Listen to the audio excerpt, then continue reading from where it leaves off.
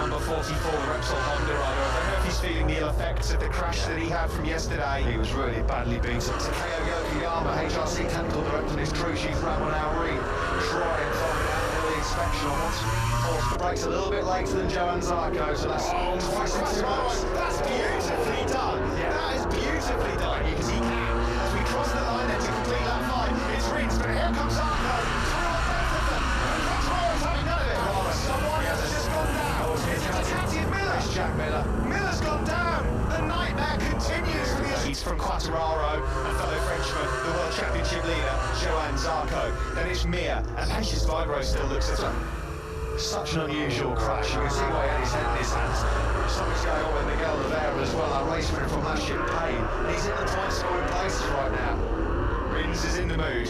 He leads. Something must be going on with Vinales. Oliveira's gone down now. The race winner from here in November. A dream win 4 months ago to an absolute nightmare. Marques at the moment, he's struggling to stay involved with top 8. Bagnaia has now just gone past him. So Bagnaia Since his stage left very early on here, Oliveira the race winner and Jack Miller second in the Portuguese Grand Prix. A 1-2 flat before that, he was doing a 1:43. So what on earth happened there? Now Vinales has got... Here is closing on the group. Oliveira has rejoined the race. Further back, Marques is still... Around turn 15 we go. Fabio Quartararo looks a bit closer again to Allen. Yeah, he's having to work really hard in Zarco to try and build the pace of Rins and Quartararo. And he was having all the a little bit wide going. He's got the heat in that hard tire. If he gets to the front, he could have a chance to break away. Oh, Zarco's wide into turn 5. Sunday, man. He's turned up on Sunday against the game of South Africa. It was not a brilliant performance by him. He's come from 15. Also, Malaysia has dropped to 8. Marques 9th. Further back, Alex Marques is 11th. Rossi's in 12th. They have Napa before he's doing that again. 8 laps in the 1:39 bracket yesterday for Fabio Quartararo in that crucial FP4 session. Nobody else seems to go for it yet. He's got the move done. He's got the inside line. Rins can't turn in. He was really pushing the front end there. Track in front of him, nobody impeding his lines. Got his head down, did those 4 155 ones in succession. But Rins goes straight by him. The Yamaha, there's almost contact there between him and Rins. Immediately. Yeah, there was definitely a contact there between Quartararo and Rins launching off the line. Already clean daylight between himself and Alex Rins. He's got 7, 8, 9 bike lengths on the Spaniard already. Going plan A to perfection right now for Quartararo. Yeah, across the line, this will be a 39, surely it is. Efficient for poor Jack Miller. Plenty for him to contemplate.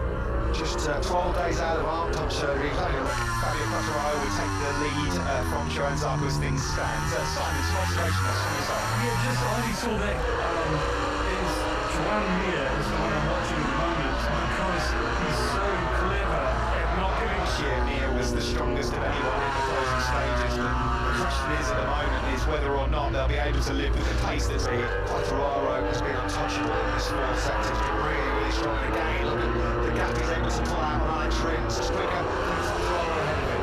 Pit Byron nodding his head, and I'm not surprised in admiration for the South American Spider. They just exchanged 40.2s. They're not completely out of this yet. Bagnaia is 2.7 seconds behind. Questions after Qatar as to whether or not the Yamaha can put in a performance similar to that once we got back in time to wind things back. He's got full heat now into that hard rear tyre. Sector 4 has been Fabio Quartararo's all weekend.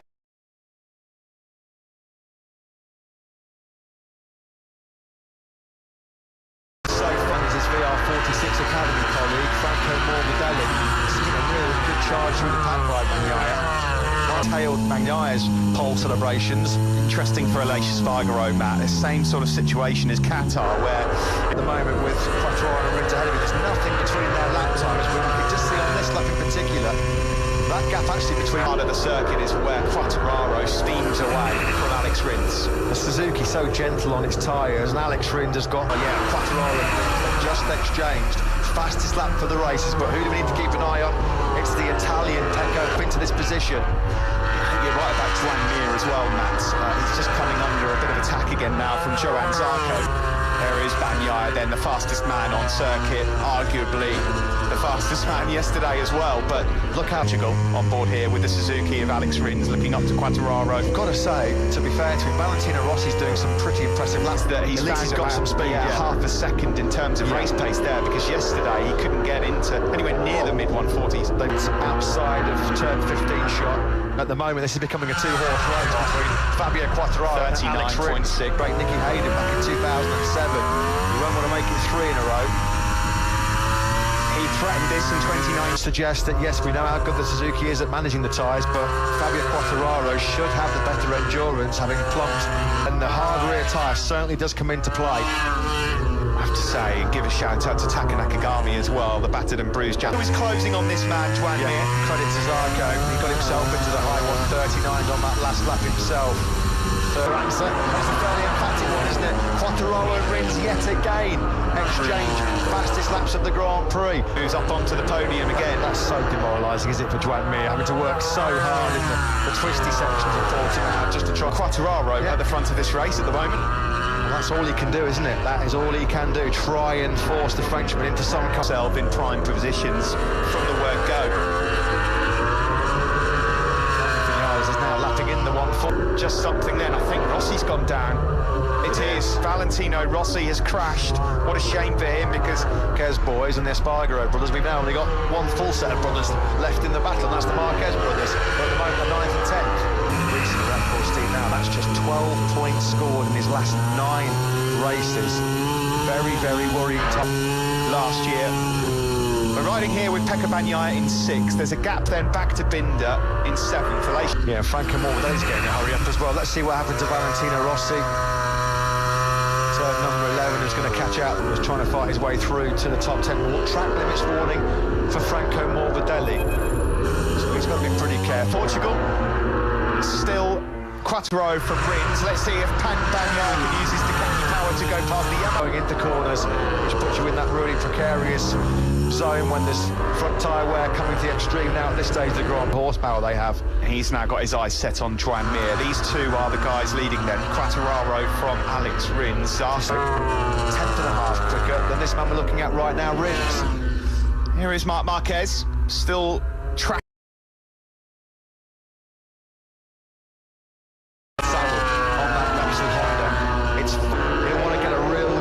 On where he's at with that recovering right arm over the full race distance here today, and if it's a top 10, well, one from Alex Rins, almost identical times. Really, Quartararo, it's been an exhibition in leading from the front by the Frenchman, second between the pair of them. Alex Rins perhaps due a bit of a second.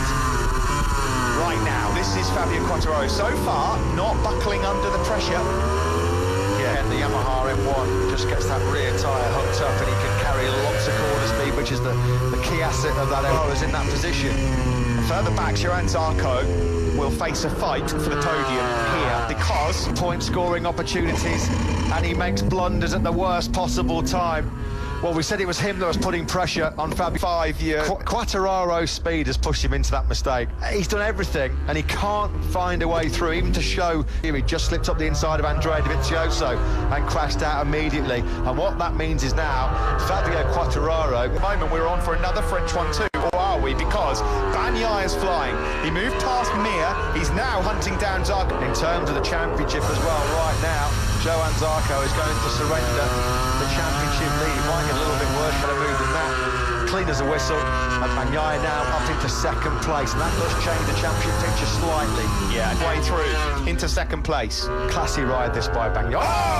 Zarco's gone down. The world championship leader is hitting the dust. Quartararo checked out a long time ago, and look at that now. Quartararo will have a 14-point advantage this weekend in Portugal. Let's see this one then.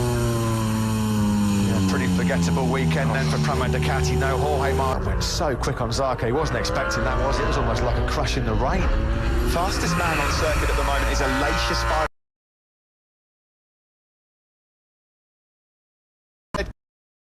goodbye to great position. Tiny mistakes, small fine margins in MotoGP this year. Shinichi Sahara and Ken Kawach absolutely inconsolable. Some big names have crashed out of this race.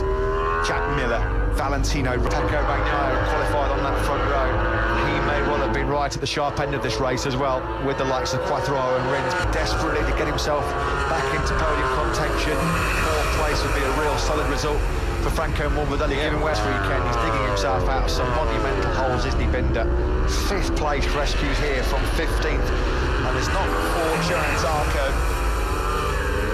Let's have a look now from the helicopter view. Is he offline at all? The front end here in Portugal with Jorge Martin sidelined through injury.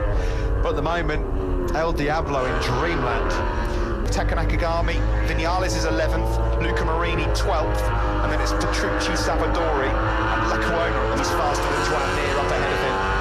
The Petronas Yamaha rider. This would be the perfect remedy. That might just give a bit of motivation to Frankie. Is he going to be dancing the samba on the podium? It would from 11th on the grid. Now, how much has that cost Pecco Bagnaia rear tyre life right at the end of this race? Because final sector, it's going to be difficult to overtake, but they're going to have so much better edge grip. They can perhaps latch onto the back of mid today, which I think most people in the paddock think is not unfair, but it's unjustified. 139's on the KTM.